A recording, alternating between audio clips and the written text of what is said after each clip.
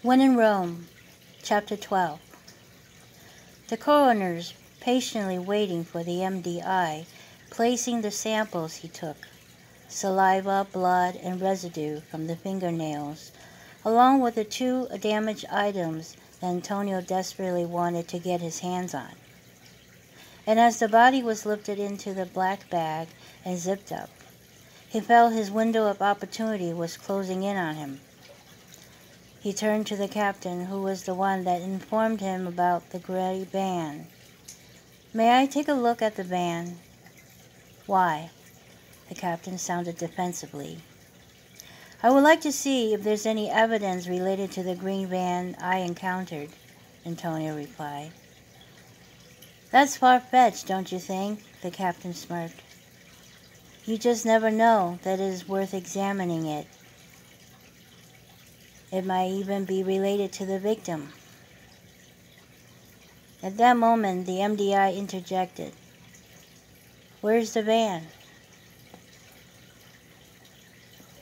The captain's eyebrow furrowed and pursed his lips.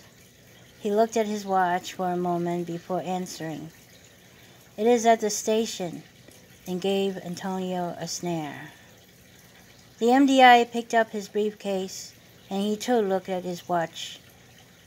"I got a few more minutes. Captain, could you show me where the van is?" The captain scanned the other officers, who were busy talking among themselves, and did not seem to be paying any attention at what just happened.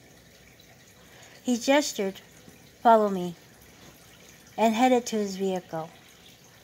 Meanwhile, the MDI took out his wallet from his pants back pocket and took out a card and handed it to Antonio. "Here is my number. Give me a call in a couple of days. I may have some information by then." A couple of days? Antonio thought. "I need it now. There isn't much time. Statistically, when a person gone missing after 2 to 3 days, it is possible that the person no longer be found alive. "May I join you?" he asked. "Maybe I can find something that is useful to the robbery case back in my town." The MDI replied, "I have no problem with that." He looked at the captain, who turned his head towards them, and without any sign he walked on. The MDI gave Antonio a quick nod. "Meet you at the station."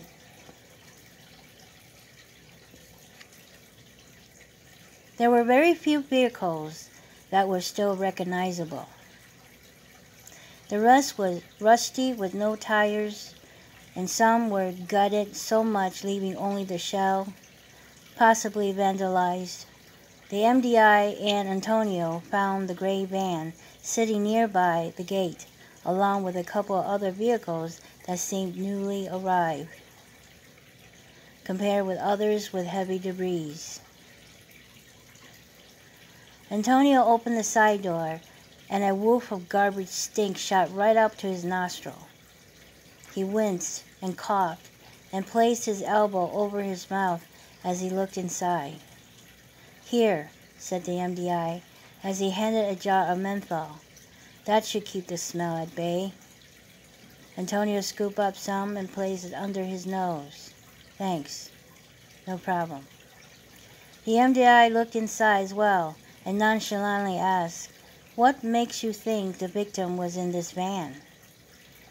"The captain told me the van was parked less than 200 feet away." "Ah." The MDI took out items from his briefcase. He put on a pair of rubber gloves and gave Antonio a pair as well. "Do what you have to do." "Thanks." While the MDI scanned for fingerprints, Antonio saw a pile of trash that consists of food wrappers, plastic bags, dried fruit skins. He dived in and saw some crumbled receipts. He flattened the receipts and felt a glimpse of hope begin to arise. "May I take these receipts with me?" he showed to MDI, who gave a quick look at what was in Antonio's hand. "Go ahead. I'll make a note of it later." Thanks. I'm going back now. Any idea when the autopsy going to take place? If there aren't any more bodies to process, tomorrow. But you need to call ahead. Sitting in his Fiat, Antonio browsed over the receipts. A few of them doesn't even have a company name, just numbers, as if from a roll of paper attached to a large calculator, which was typical considering a lot of local small businesses. However, there was one receipt came from a bar nearby.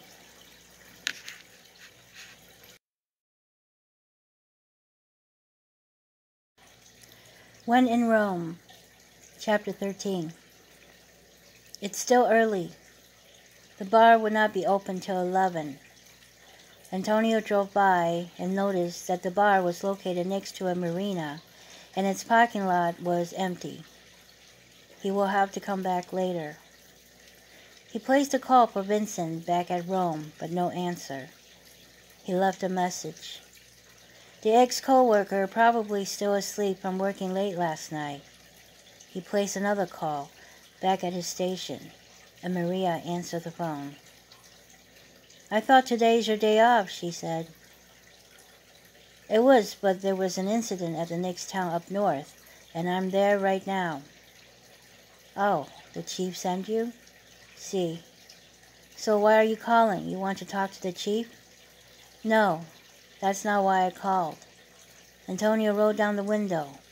The sun was beaming and the air was getting warm and humid. I wanted to see if you got any information on the credit card transactions. For your sake, I did make the call yesterday, and they said they did not have any transaction other than a purchase from that convenience store you told me to call, Marie replied. And when was that transaction took place? A few days ago. Must be the purchase that night when Amy Ryan confronted her boyfriend and Molly. It did not look good. That trail seemed to be getting cold. Suddenly he thought of something. Maria? Yeah? Could you call the credit card company and ask for a transaction prior to that last purchase, as far back as they can, perhaps a month? You sure they will give out that much without a probable cause? Antonio paused and said, It is possible that the credit card belongs to the deceased I saw earlier. Mio Dio! Maria shouted, and several officers turned their heads toward her. Please, don't say anything right now, Antonio urged. Why is that? Shouldn't this be alert to every police in the surrounding area? Antonio hesitated and said, I really need your help on this. I will be back soon and explain. So in the meantime, please don't say anything about what I just told you. All right. I gotta go. There's another line. Wait. What is it now? Did you get a fax of Amy Ryan's photo from the convenience store? No, I haven't had a chance. Never mind. I will stop by and get it myself, said Antonio, while thinking the less anybody else knows for now, the better. The traffic was light. Antonio went faster than normal speed, but with caution so not to get caught. In the back of his head, he'd rather wait for the bar to be open and hope to get information from the people in the establishment, especially now that he suspects that the people in the gray van had robbed Molly and perhaps even have kidnapped her. There is a message for you, said Maria, as she shoved a note to Antonio the moment he walked into the station. He looked at it, and it was from Vincent, and it said, check your email. But before he could do that, he needed to talk to Maria. He asked her to come to his office. What is it that's so secretive? Asked Maria, as she sat across from his desk. Remember yesterday you were asking me about with whom I walked to the station to? Yeah, Maria perked up. Who was it? Your girlfriend? Antonio shook his head and sighed, and began to tell her about Molly and what has happened to her. Maria listened quietly, which was something she normally wouldn't do without interjecting. Like Antonio, her face became solemn and serious, and when Antonio finished, she asked, "What do you want me to do exactly? That is, without getting me in trouble." "Other than find out the credit card transactions, as many as you can prior to that purchase, don't say anything," Antonio replied.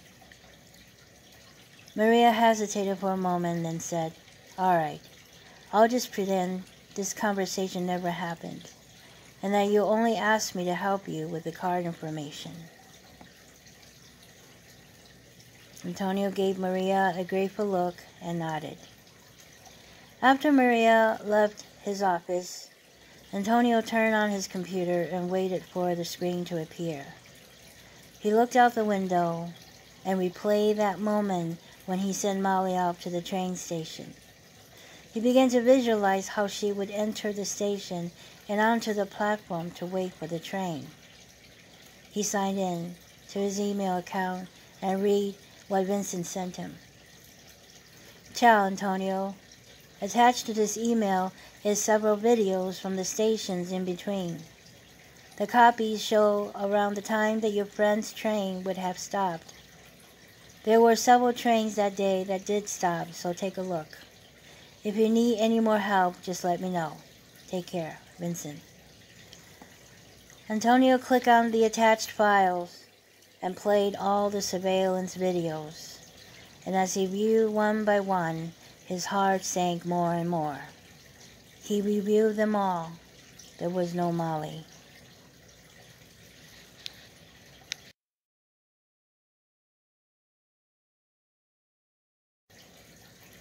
When in Rome, Chapter 14. It took less than 30 seconds to get from the subway entrance to the other side of the platform. What went wrong? What happened to her? There were no traces of her beyond this train station. If something has happened to her, then it would have to be where Antonio was standing, which was on the other side. Generally, before noon, there were a lot of people getting off the train, but very few get back on to go back to Rome. But still, there were people, and he saw them waiting on both sides of the platform. If someone has grabbed her, she would for sure scream at the top of her lungs. If someone has gagged her, she would have struggled, and the people who waited on the platform would have seen her. He did not have much to work with. The surveillance camera underground has been out of order for quite a while, according to the attendant in the station. "I have called many times to have it fixed, but nobody came." Out on the other side, to the right, was the platform. To the left was a small enclosure for mechanical storage. And ahead, which was where Antonio focused on, was a staircase out to the street. Right across the street was a heavy planted trees and bushes that concealed any view of the house behind it. Vehicles were parked along both sides of the street, with dense bushes planted along the side, blocking most of the view of the platform. It's a dead end for Antonio. There was no sign of her anywhere in front of his view. Especially without the surveillance camera working, Molly might as well disappear as soon as she entered the subway. As for inside his head, how could he make himself see with what clues awaits him?